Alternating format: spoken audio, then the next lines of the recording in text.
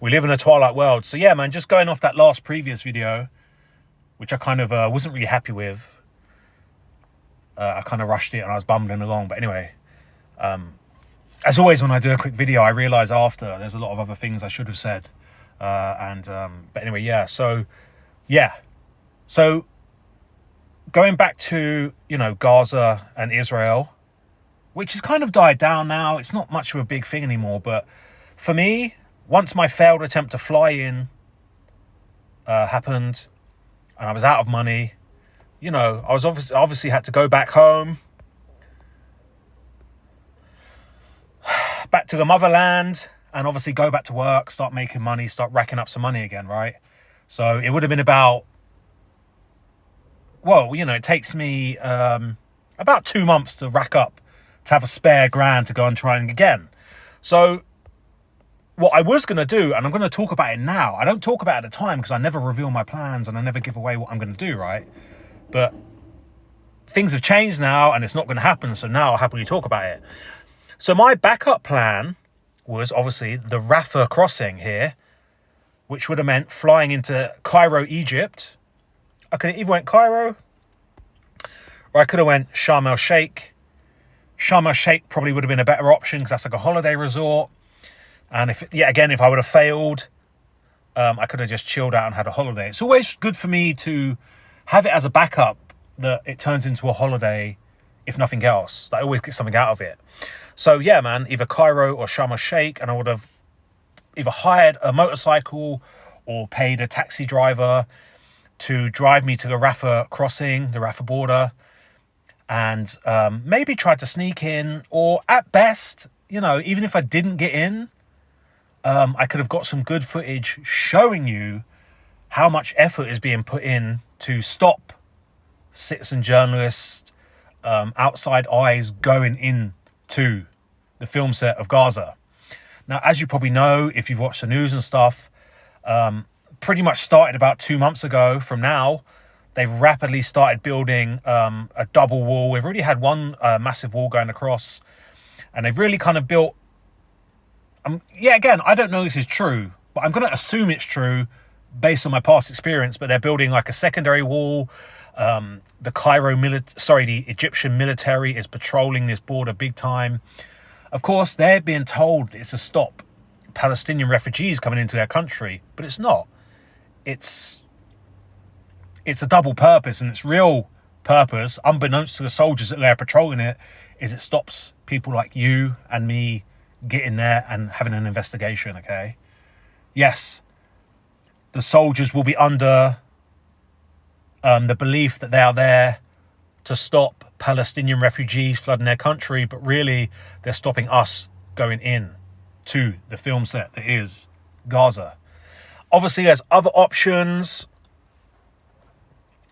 You could probably try and get in through Jordan. I know there's an airport around here, but at the moment it's died down so much that I don't think I'm ever going to bother. Like I said in the previous video, I've got to be very careful I don't just keep wasting time, effort, and my limited funds going to places just to end up coming out with nothing. This is what I have to be careful about.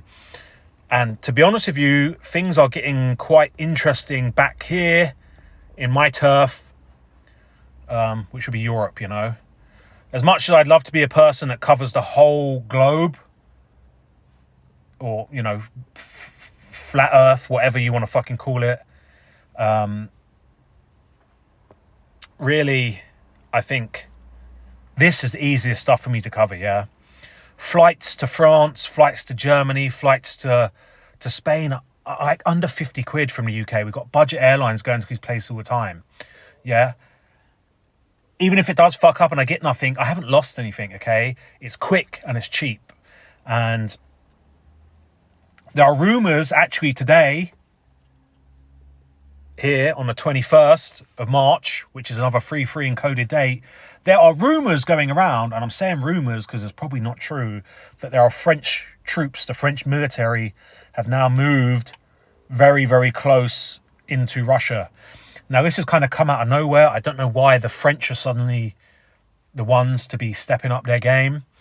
The French have been very quiet lately ever since Exercise Orion last year, which was a big kind of event regarding France and the French military and Op Gladio and all that kind of stuff. But yeah, the French have been very quiet, and now allegedly the French are... I've heard rumours they are on the border with Belarus, just in case the Belarusians come through. There's also some crazy rumours going around that the French are actually in Belgrade right now. Yet again, rumours of war. This is 1984. This is nothing but whispering campaigns and, fictions to get people interested and make people look at... I think I was on my Twitter this morning, and I seen that tweets were appearing saying this kind of stuff about French troops being in France, and they were disappearing. This is all to create this kind of belief that stuff's being hidden from you, like it's a secret, we can't talk about it. If you tweet it, they're going to delete it, which obviously brings life to it, and people automatically think that it's something's being hidden, therefore something is over there, and all this kind of stuff. But also coming up this summer, we've got the Olympics in France, in Paris, and we've got the football Euro World Cup in Germany. So yet again, this is stuff that's going to be very, very easy for me to go and investigate and look at, man. It's going to be cheap and easy for me to get to these places. So like I said, man, as much as I'd love to be in and around the Middle Eastern theatre, this stuff is expensive and time consuming, and I'm not really that bothered,